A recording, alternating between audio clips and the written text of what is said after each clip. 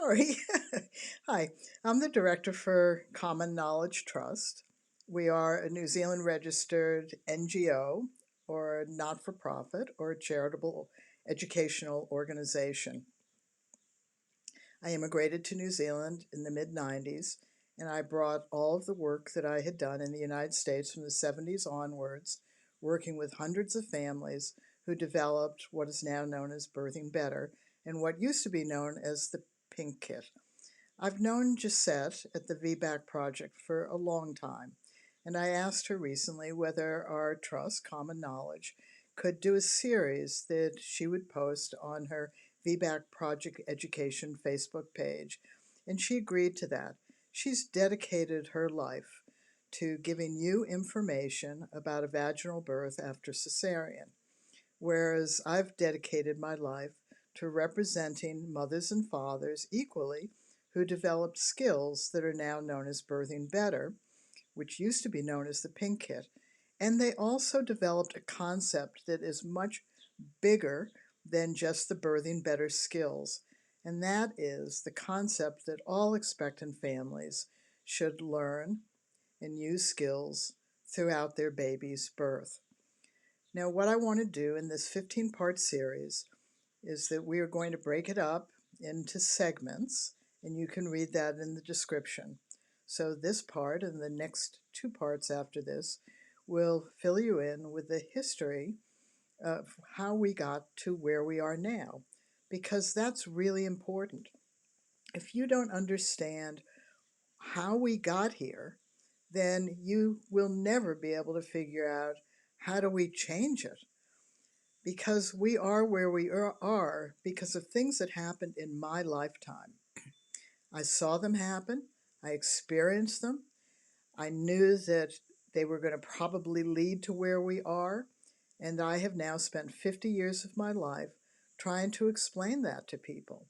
It's very hard to be a solo voice, even though I represent hundreds of families who developed Birthing Better and many thousands of families who have used the skills since, and many hundreds of thousands of people who have gone by the concept that when you are pregnant, that you learn skills and you use those skills to birth your baby, no matter where you birth, no matter who is present, no matter your personal circumstances or beliefs, and no matter what happens to you or around you, just for one reason alone, and that is we get pregnant to have a baby, not a type of birth. And as women, we cannot continue to grow the mummy wars around childbirth that developed in the early 1980s, which were about 10 years after first gave birth and 10 years after Birthing Better skills started to develop. So let me take you back to my generation and a wee bit before that. So in the United States, and I'm not certain what happened in Canada, and now that I live in New Zealand, I know that New Zealand did not have the same history, and I'll talk a little bit about that as well. So you have to find out and ask in your community, what were your grandmothers and your mothers doing? What were your grandfathers and fathers doing back in the 50s and the 1970s? So in the United States, it was quite a unique period of time. Yes, birth had become very medicalized. Midwives in the United States had been outlawed in all 50 states by the end of the 1950s. Everyone pretty much was going into the hospital. We all had obstetricians. Staff were labor and delivery nurses or obstetrical nurses. Some states it was okay to have a home birth, other states it was illegal. Every state was different. But what was unique in the United States, and I gave birth first in 1970, was that there was a very high societal expectation. That means it was a message that we gave to each other, that we all go and take what was the first ever childbirth preparation classes. And those were Lamaze, and some people took Bradley classes. In New Zealand at that time, although it started in the 1950s and ended by the 1970s, was that Grantley Dick Reed, who is the third obstetrician of this trio, Lamaze, Bradley, and Grantley Dick Reed, had developed a system called Childbirth Without Fear. And birth advocates in the 1950s, who were also seeing birth becoming more medicalized, although the staff were midwives, and there were midwives doing home births in New Zealand, The idea was that low-risk women should be able to have what was now being labeled a natural birth. And to do that, Grantley, Dick Reed, Lamaze, and Bradley said that those women should use skills. Now, from our viewpoint and in hindsight, and as I've written about for years, this was the first huge mistake. This is really what has led us to where we are now. And that was the dividing of pregnancy and birth into high risk and low risk. That was a huge mistake, and it has had profound ramifications since then. What if those three obstetricians had made a common sense remark? 100% of pregnant women will give birth one way or another. And therefore, all pregnant women should learn birth skills and use those skills throughout their baby's birth, no matter where they birth, who is present, their circumstances, or what happens to and around them. Had that happened back then, your grandmother and grandfather would have told your mother and father to learn skills and to use those skills when they birthed you. And you would have now be telling your children. That didn't happen. The division occurred right away. Lamaze and Bradley didn't work for many people who were low risk and wanted a natural birth, pain-free labor with no medical interventions. And those women who were high risk didn't learn skills because they were already excluded from the conversation. And this is primary, and I want to say it again. Back in the 1950s to the 1970s was the first childbirth preparation classes taught worldwide. It was the first time that people started to think that all birthing women really could use breathing and relaxation skills. And these three male obstetricians wanted women to have skills. However, they focused their attention on low-risk, normal pregnancy and birth, and that was a mistake. 100% of pregnant women will give birth 100% of the time. We get pregnant to have a baby, not a type of birth. Giving birth is an activity each woman does with her baby. Humans thrive on being skilled. All of us use skills for every activity that we do, or we learn them quickly. Giving birth is very infrequent. It is unknown.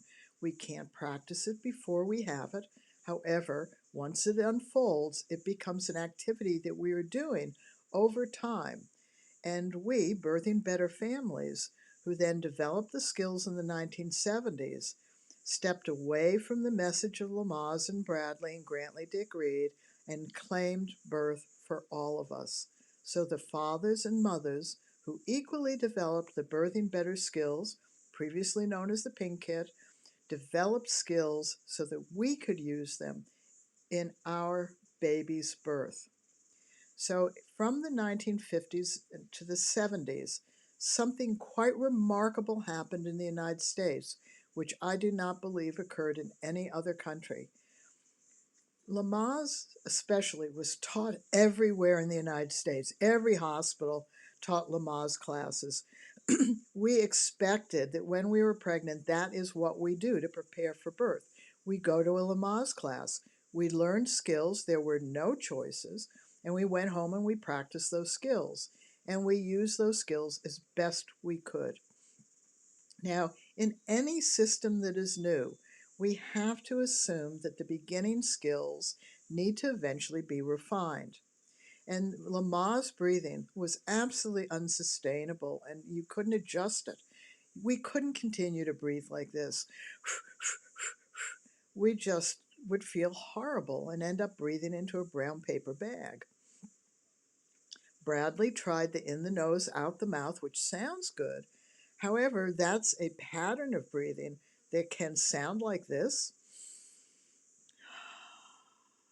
or be more controlled. Or we use that in exercising or sex. Or this. Oh, or this. So the reality is, if we're saying, breathe in your nose and out your mouth during labor, it can be a variation on that pattern. And some of them indicate that we are in control and coping well, and some indicate that we're out of control and not coping well. So Birthing Better families desperately wanted to understand skills that we could use in all births that were adaptable, adjustable, and sustainable. And as this series progresses, I will talk more and more about those skills. But right now, we want to stick to what happened in the 50s and 70s when multiple millions of women and men took Lamaze classes and Bradley classes in the United States. And it was a high societal, very high societal expectation that when you're pregnant, you go to those classes and learn skills. Well, what happened was that, first of all, fathers were just being permitted into labors. They weren't yet permitted into cesareans, and there was only a 4.5% cesarean rate. So women labored in hospital for hours, days, and days, and days, because breech birth was normal as it is now. Posterior babies, that was normal. Multiples were normal. Gestational diabetes was normal. Rh negative was normal. In fact, ROGAM wasn't developed until the 80s. Everything was normal unless it was so severe that a major abdominal surgery was performed. So we all labored. And when we labored with skills, we did cope better. But because the skills were really techniques and were not adjustable, and we're not adaptable, and we're not sustainable, then a lot of us did several things. One is, if we weren't having a natural birth, we stopped using them. If things got too intense, we couldn't adjust them, so we stopped using them and they didn't work. But us going into the US in the 1970s, that meant that obstetricians and labor delivery nurses saw multiple millions of women trying to use some skills and fathers trying to help. Because prior to that, post World War II and before that, women were often left alone to birth, particularly in hospital. They were in wards. Fathers weren't there. They were in the waiting room handing out cigars. So women had no skills. In fact, there has never been a universal set of skills ever. There is a belief that we're all individuals and that we're all culturally or religiously different, which is true, and yet it's not accurate. We are all one human being. We all blink, we all cough, and we can all tighten up our rectum, men and women alike. And 100% of pregnant women will give birth one way or another. And it is an activity that we are doing. And there's no reason why we shouldn't be skilled to do that activity. And Lamaze and Bradley and Grantley Dick Reed were inviting us for the first time to become skilled. Well, what happens when labor and delivery nurses and obstetricians change from seeing totally unskilled women just having birth happen to them and they're getting through it however long it takes, to more and more women using some form of breathing techniques and relaxation techniques with their husbands helping? What happens to the psyche of those people? It changes them for the better. First of all, they become more relaxed. When they see women coping better, it relaxes everybody. Everybody copes better. When women are out of control, everybody gets stressed because there have always been two elements of childbirth. One is the risk factors, and the other is women's suffering. Suffering was never, ever connected to dangers at birth. It was connected to the fact that women felt out of control. And that was connected to the fact that throughout millennium, we have never really had skills to cope with labor contractions or to work through a non-laboring cesarean. So when multiple millions of women in the United States went in using these beginning techniques, everything in childbirth changed in the United States. First of all, along with this, which is totally off the subject, we started wearing bikinis and we didn't want to be left with an ugly scar. So the medical profession adapted and created the bikini cutter, the low-line incision. That then opened up the door for women to have trials of labor or VBACs today. In fact, it opened up the door to have a lot of things happen. A lot of the choices you have today, we didn't have at all. So you can get up and move around, you can eat and you can drink, you can have people there, you can, in some hospitals and certainly at home, you can get into water if you want. That wasn't available to us. You could have early discharge, that wasn't available. You could have the baby with you, that wasn't available. But that didn't come because the medical profession suddenly changed its mind for no reason. And it didn't come really from birth advocates. It came from millions, multiple millions of women and men going into the hospitals and coping better with birth. Now, in the second part of this, I'll explain how that didn't continue to happen, what happened. So to begin with this part, let's just refresh. This is basically from the 50s and 70s in the United States. Lamaze and Bradley were taught, Lamaze primarily, first childbirth education classes, all skills, no choices. Medical professions suddenly saw multiple millions of women doing their best to cope and manage, to lower the suffering. They were all laboring pretty much because everything was considered normal, and cesareans were rare as hen's teeth, and fathers were really, really helping, and that changed the dynamic. Now, let me tell you something about us as women of that generation. Very few of us feel the shame, blame, guilt, anger, disappointment, frustration that has occurred since the 80s. And why is that?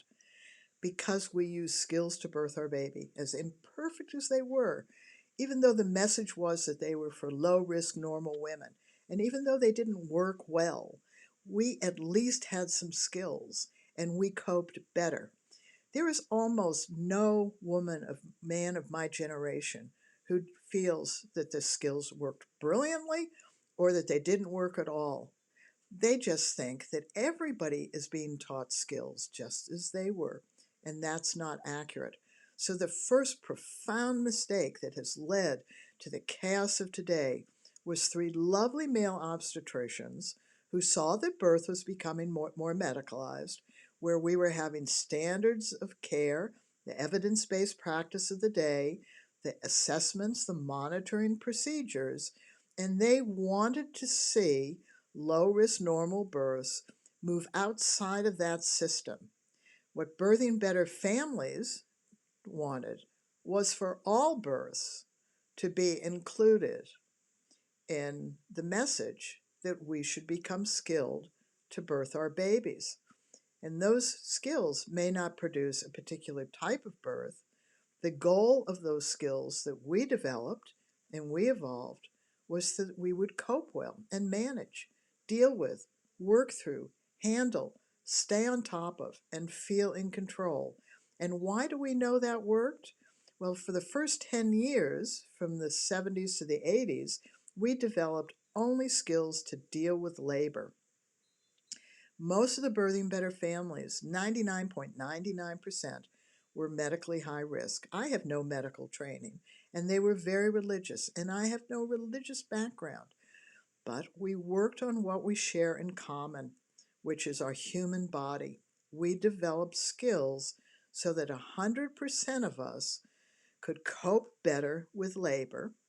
And then, in that change in the late 70s and 80s, we began to realize what was also missing from what we were doing and what then happened with the bigger childbirth conversation of the new birth advocates in the 70s and the 80s. So I'm going to continue 15 parts of this series. We hope that you will follow us on YouTube. You're welcome to go to our birthingbetter.org website. We hope that you will support Nicette's incredible VBAC projects that she has just dedicated her life to. And how does this blend in? It blends in a quite simple way. You are going to give birth to your baby. Become skilled to birth your baby, whether you have a cesarean or you have a vaginal birth. See you again tomorrow. Bye-bye.